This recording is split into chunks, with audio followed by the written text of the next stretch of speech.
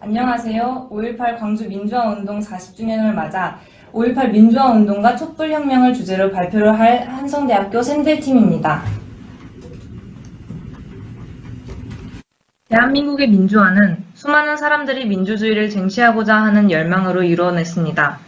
시민들은 대한민국의 민주주의 실현을 위해 지속적인 관심을 기반으로 자신들의 의견을 피력해왔으며 그중 5.18 민주화운동, 6월 민주항쟁, 촛불혁명은 대한민국 민주주의 실현에 큰 영향을 미쳤습니다. 이 세 가지 사건들은 민주주의라는 이념 하에 전개되었다는 등의 공통점을 지니지만 시대와 상황에 따라 각기 다른 양상으로 나타났다는 점에서 차이점을 지니기도 합니다. 우리는 각각의 시위 방식과 목적을 살펴봄으로써 위의 세 가지 사건을 단순한 역사적 사건으로 인식하는 것을 넘어 민주주의에 대해 지속적이고 집단적인 관심이 필요함을 인지하고 현대사회에 살아가는 우리가 어떤 태도를 지녀야 하는지에 대해 재고해보고자 합니다. 1979년 박정희의 사망 이후 국가 정세가 혼란한 틈을 타 전두환을 비롯한 신군부 세력이 국가 권력을 장악하려 하기 시작했습니다. 박정희가 사망함으로써 대한민국이 군사독재에 막을 내리고 민주주의 국가로 거듭나길 바랬던 시민들은 이 사실에 분노하여 전두환 세력에 대항하기 시작하였습니다.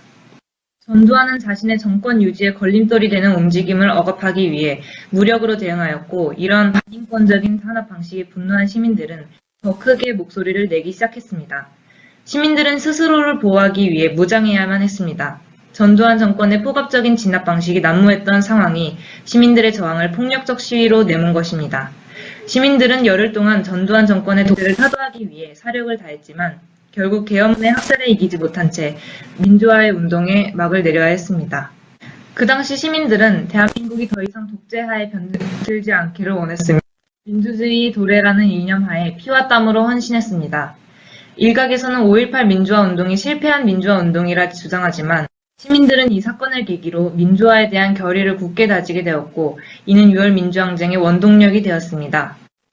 5.18 민주화 운동이 발발한 이후 전국 각지에서는 대한민국의 민주화를 위한 움직임이 산발적으로 일어나고 있었습니다.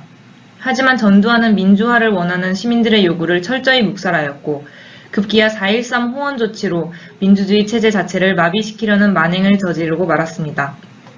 이에 시민들은 호원 철폐를 강경하게 요구하며 다시 한 번 더 민주화를 위해 걸기하기 시작했습니다. 이러던 와중 박종철 고문 치사 사건이 수면 위로 드러나게 되었고 이한열 열사가 최루탄에 피격당하는 사건이 일어나자 산발적이었던 움직임은 전국 단위의 민주항쟁으로 퍼져나가게 되었습니다. 시민들은 더 이상 침묵하지 않았습니다. 자신들의 권리를 보호받지 못한 시민들은 모두 거리로 나와 국가의 정당한 권리를 요구하기 시작했습니다.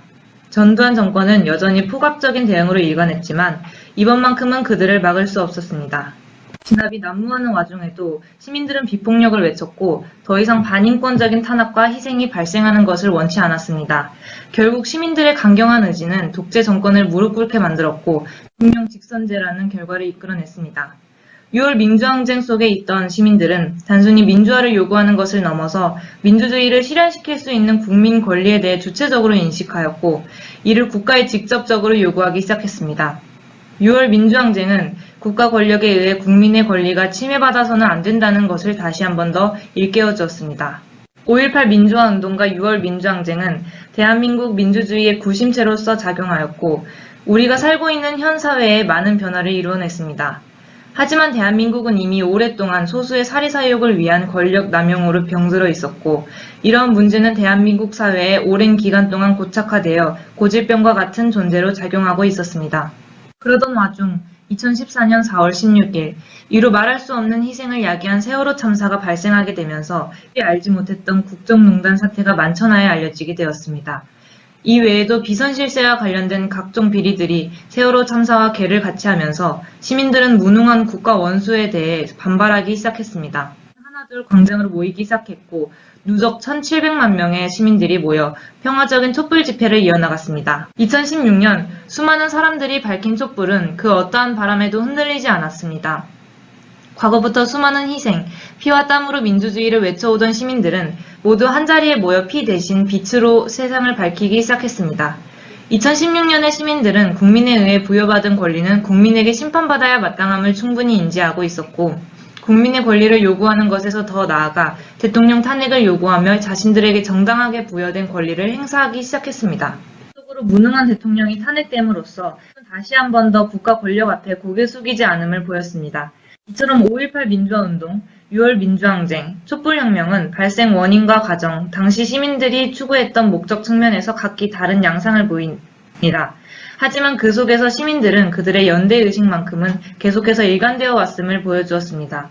각자의 위치에서 도움이 되고자 최선을 다했던 시민들은 매번 과거를 통해 한 단계 더 발전된 시민의식과 민주개혁을 보여주었고 민주주의를 대한민국의 현실로 실현시켰으며 시민들의 지속적인 관심은 대한민국 민주주의가 새로운 국면의 위기를 맞이할 때마다 집단지성으로 발현되어 국민의 권리를 수호하였습니다. 민주주의 체제는 언제든지 퇴보할 수 있는 가능성을 내포하고 있습니다.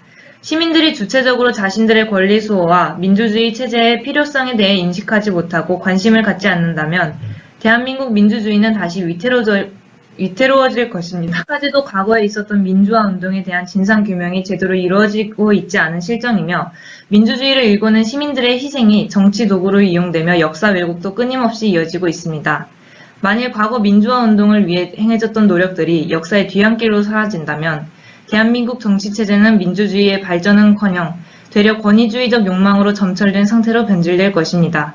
따라서 현대사회를 살아가는 우리는 과거부터 지속적인 발전을 이루었던 이들처럼 국민으로서 마땅히 누릴 수 있는 권리에 대해 충분히 인지하고 민주주의 체제에 대해 집단적이고 지속적인 관심을 이어나가야 할 것입니다. 감사합니다.